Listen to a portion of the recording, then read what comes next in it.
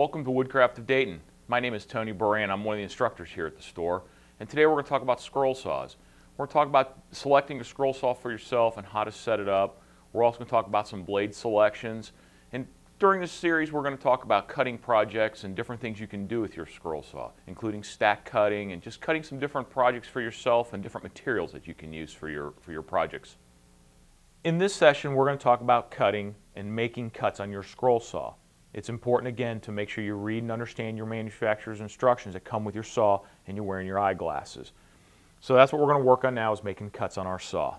Next thing we want to do is make sure that the table is square to the blade. As with any other kind of woodworking, you want to be square.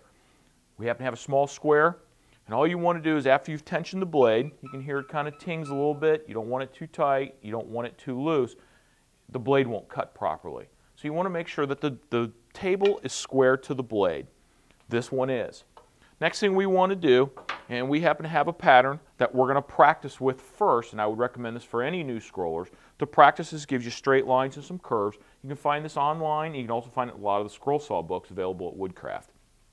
What I want to do is we're going to put our hold down in place, and we're going to set it to the height of our work and lock it into place. Some people like hold downs. I prefer it. I think it holds the wood down and kind of frees your hands up a little bit. So the next thing we're going to do is we're going to cut on our saw.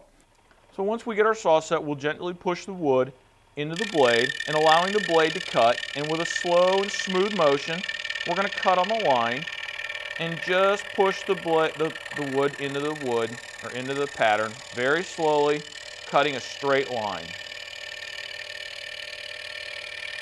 We're going to take our time, making minor adjustments as we go. And you can see I only have a couple fingers on the wood. So we want to take our time as we push.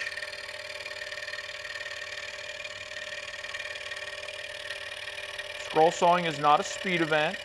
It's meant to take your time. Accuracy counts.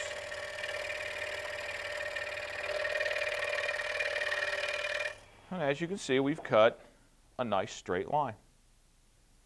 A lot of the other questions that we get about scroll sawing is when you do corners. And although curves are nice, you're going to continue around the corners nice and smooth, but you do have to make some points. And one of the things when I scroll saw, I like to make points as points and corners as corners. They're not rounds. So the biggest question we get is, how do you do that?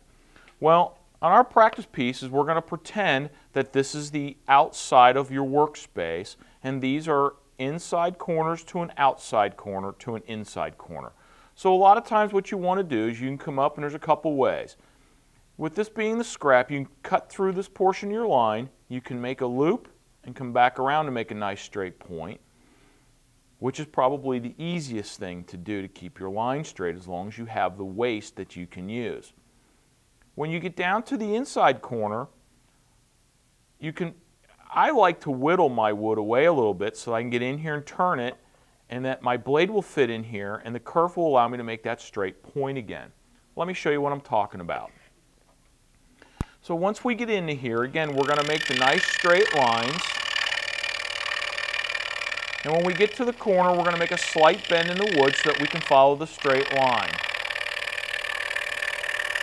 When we get to this outside corner, again, we're going to cut into our waist, and you can come up, you can turn the wood, and then continue cutting the pattern. As you can see, we cut a big open hole in here so that we can continue cutting into the next inside corner. And when you get to the inside corner, I like to just back my wood up and just open that hole up a little bit so that I can turn my wood in here and make my corner.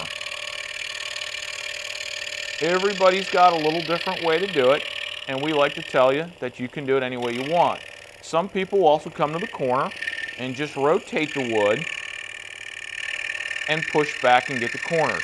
Again, it's whatever is comfortable for you and how you like to do what you want to do. I tend to find there's really no correct way. Everybody kind of has their way of doing things and what makes them the easiest for them. I think a lot depends on the pattern you pick and how much you do scrolling. And again, it doesn't matter which way you go. and you just continue to cut your straight lines in your corners.